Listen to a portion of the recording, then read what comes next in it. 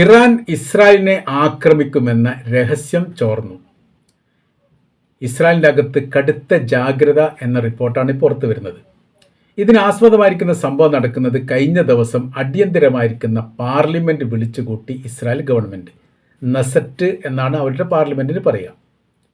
അതിൽ പ്രധാനമന്ത്രിയും പ്രതിരോധ മന്ത്രിയും സൈനിക വക്താവും ഏറെക്കുറെ തുല്യമായിരിക്കുന്ന ചില നിർദ്ദേശങ്ങൾ മുന്നോട്ട് വെച്ചു, അല്ലെങ്കിൽ മുന്നറിയിപ്പ് മുന്നോട്ട് വെച്ചു.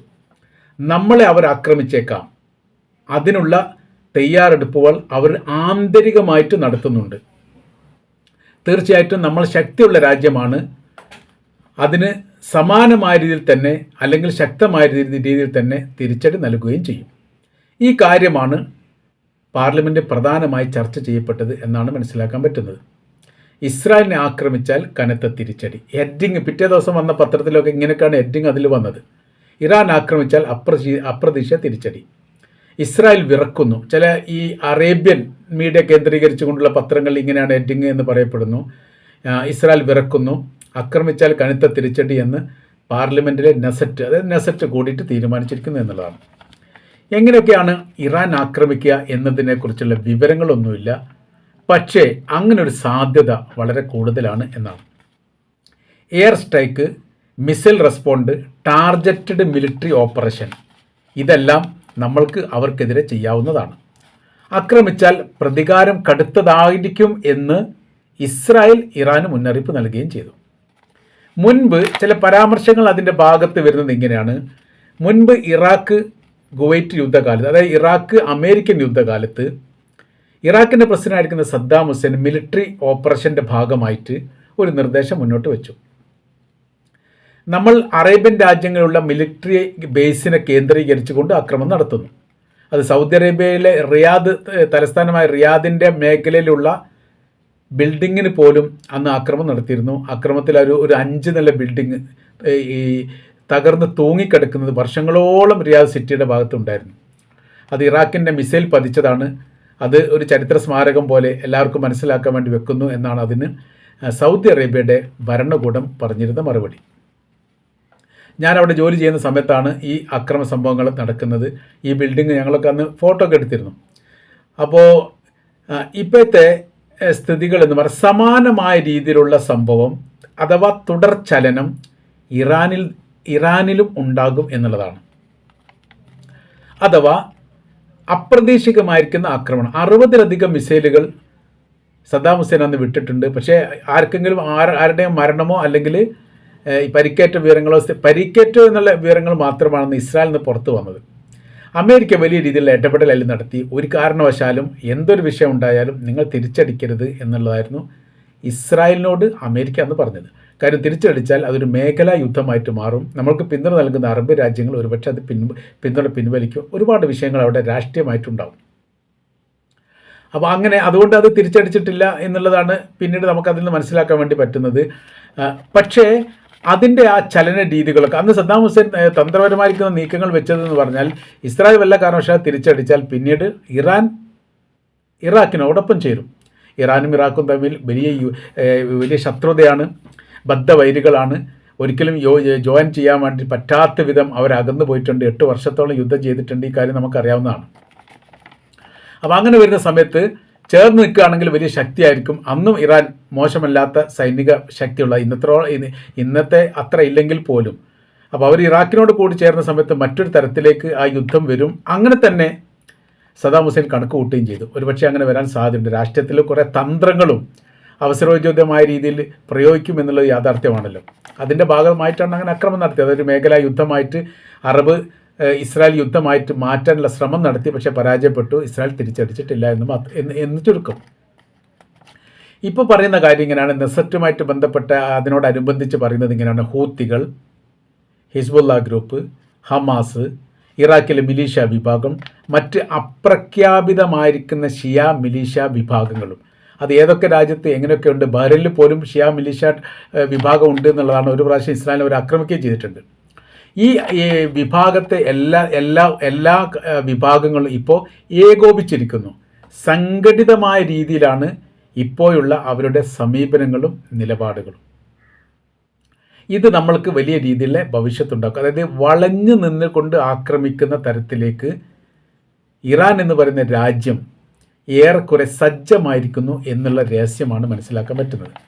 പ്രധാനമന്ത്രി നെതന്യാഹു ഈ വിഷയം വൈകാരികമായിട്ട് തന്നെ സംസാരിച്ചു എന്ന് പറയപ്പെടുന്നു. പ്രതിരോധ മന്ത്രി യോവ് ഗാലന്റ് തുടർന്ന് അദ്ദേഹം സംസാരിച്ച സമയത്ത് ഇങ്ങനെ തന്നെയാണ് പറഞ്ഞത്. സൈനിക വക്താവ് എഫി ഡാർഫിൻ ഈ കാര്യം സ്ഥിരീകരിച്ചുകൊണ്ട് അവരും പറഞ്ഞു. അഥവാ സജ്ജമാകുന്നത് ഇസ്രായേലിന് നേരെയുള്ള ഇറാൻ്റെ ആക്രമണത്തിനാണ്.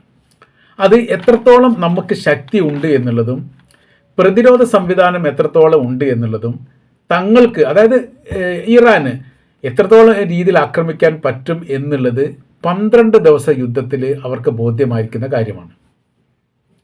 അപ്പോൾ ഏത് രീതിയിലും എന്ത് ചെയ്യാൻ വേണ്ടി പറ്റും, ആക്രമിക്കാൻ പറ്റുന്ന രീതിയിലാണ്. മുൻപത്തെ പോലെ ലോകത്തോട് ഇസ്രായേൽ പരിചയപ്പെടുത്തിയ ലോകത്തിലെ ഏറ്റവും വലിയ സൈനിക ശക്തിയും ബലവും ബുദ്ധിയും തന്ത്രപരമായിരിക്കുന്ന നീക്കങ്ങളും പ്രതിരോധ സംവിധാനങ്ങളും ആയുധ സംവിധാനങ്ങളും ആയുധങ്ങൾ നിർമ്മിച്ച് വിൽപ്പന നടത്തുന്നതും ഇതെല്ലാം തങ്ങൾക്കുണ്ട്. 1967 അറബ് ഇസ്രായേൽ യുദ്ധത്തിന് ശേഷം തങ്ങൾ അത്രക്കും വലിയ സജീവത ഉണ്ടാക്കിയിട്ടുണ്ട്. ലോകത്തിന് അത് അറിയാവുന്നതാണ്. അല്ലെങ്കിലും ലോകം വിശ്വസിക്കപ്പെട്ടത് അറബ് ഇസ്രായേൽ യുദ്ധത്തിന് ശേഷമാണ് ഇത്രയും ശക്തിയുള്ള രാജ്യമാണ് എന്നുള്ളത്. ഏറെക്കുറെ 6ഓളം രാജ്യങ്ങൾ, 4 രാജ്യങ്ങൾ നേരിട്ടും 2 രാജ്യങ്ങൾ പിന്തുണയോടുകൂടിയും ഇസ്രായേലുമായിട്ട് നടത്തിയ യുദ്ധമാണ് 1967 അറബ് ഇസ്രായേൽ യുദ്ധം. 6 ദിവസം നീണ്ടുനിന്ന ആ യുദ്ധം.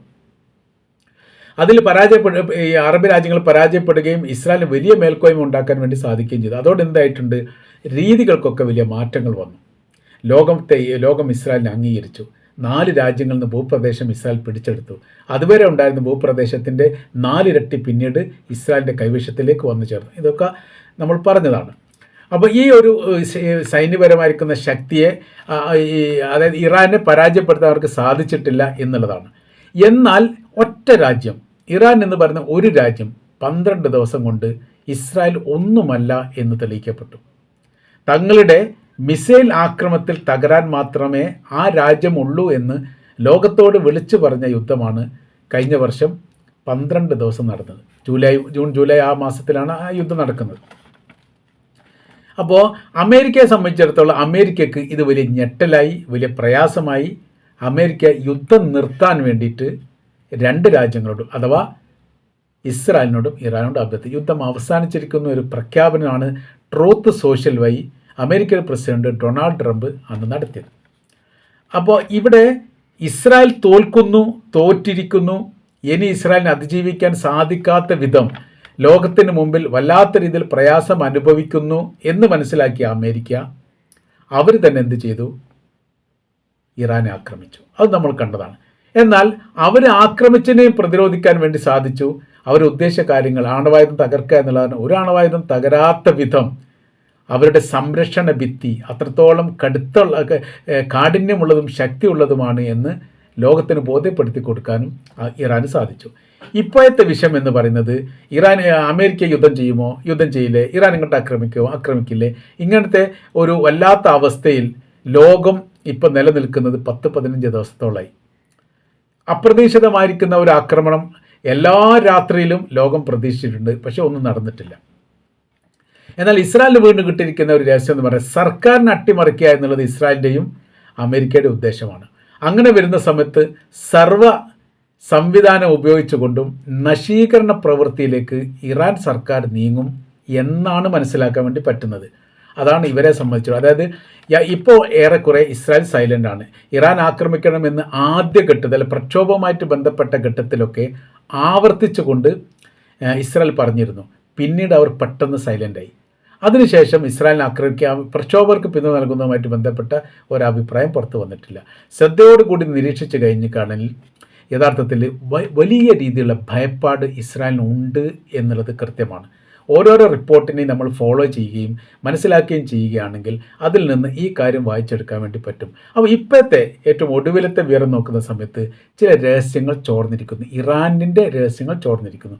അഥവാ അപ്രതീക്ഷിതമായിരിക്കുന്ന ഒരു ആക്രമണം ഇസ്രായേലിന് നേരെ ഇറാൻ നടത്തും എന്നുള്ളതാണ് അതിൽ നിന്ന് വായിച്ചെടുക്കാൻ വേണ്ടി സാധിക്കുന്നത്. ഇത് ഇസ്രായേലിൻ്റെ അകത്ത് വലിയ രീതിയിലുള്ള ഭയം ജനിപ്പിക്കുകയും അവർ തിരിച്ചാക്രമിക്കുകയാണ്. അതായത് ഇസ്രായേൽ ഇറാൻ ആക്രമിക്കുന്നു എന്നതിനെക്കുറിച്ചല്ല ഇപ്പോൾ ചർച്ച, പകരം ഇറാൻ ഇസ്രായേലിനെ ആക്രമിക്കുന്നു എന്നതിനെക്കുറിച്ചാണ്. അത്തരം ആക്രമണം ഉണ്ടായാൽ ഏത് തരത്തിൽ തിരിച്ചടിക്കണം എന്നതിനെക്കുറിച്ചൊരു രൂപമുണ്ടാക്കുകയാണ് ഈ പറയപ്പെട്ട പാർലമെൻറ്റ് ഈ സമ്മേളനവുമായിട്ട് ബന്ധപ്പെട്ട് അവർ ആലോചിക്കുന്നത് എന്നുകൂടി നമുക്ക് ഇതിൻ്റെ ഇടയിൽ വായിച്ചെടുക്കാൻ വേണ്ടി സാധിക്കുന്നതാണ്. ഏതായിരുന്നാലും ഭയം ഇറാനല്ല, അമേരിക്കക്കും ഇസ്രായേലിനുമാണ്. അമേരിക്കയെ സംബന്ധിച്ചിടത്തോളം ഇസ്രായേലിന് ഏത് തരത്തിൽ മുറിവേറ്റാലും അവരുടെ ഹൃദയത്തിനാണ് കൊള്ളുക എന്ന കാര്യത്തിൽ സംശയമില്ല. അത് കൃത്യമായ രീതിയിൽ മനസ്സിലാക്കിയിട്ട് തന്നെയാണ് ഇറാൻ പ്രതികരിച്ചത്. തങ്ങളുടെ ആക്രമണം അമേരിക്കയുടെ കപ്പലിനെ കേന്ദ്രീകരിച്ചുകൊണ്ട് മാത്രമല്ല, ഇസ്രായേലിനെ കേന്ദ്രീകരിച്ചുകൊണ്ടും ഉണ്ടാവും, കൂടെ അറേബ്യൻ രാജ്യത്ത് പ്രവർത്തിക്കുന്ന നിങ്ങളുടെ സൈനിക ബേസ് കേന്ദ്രീകരിച്ചുകൊണ്ടാവും. ഒരു ടാർഗറ്റഡ് ആക്രമണമായിരിക്കും കൃത്യമായിട്ടുണ്ടാവുക. അങ്ങനെ നിങ്ങൾ ചെയ്യുകയാണെങ്കിൽ ഞങ്ങൾ വൈഡായിരിക്കുന്ന ആക്രമണം നടത്തും. ഈ തരത്തിൽ വലിയ തയ്യാറെടുപ്പുകൾ ഇറാൻ നടത്തുന്നുണ്ട് എന്നാണ് ഈ വിഷയമായിട്ട് ബന്ധപ്പെട്ട് നമുക്ക് മനസ്സിലാക്കാൻ വേണ്ടിയിട്ട് സാധിക്കുന്നത്.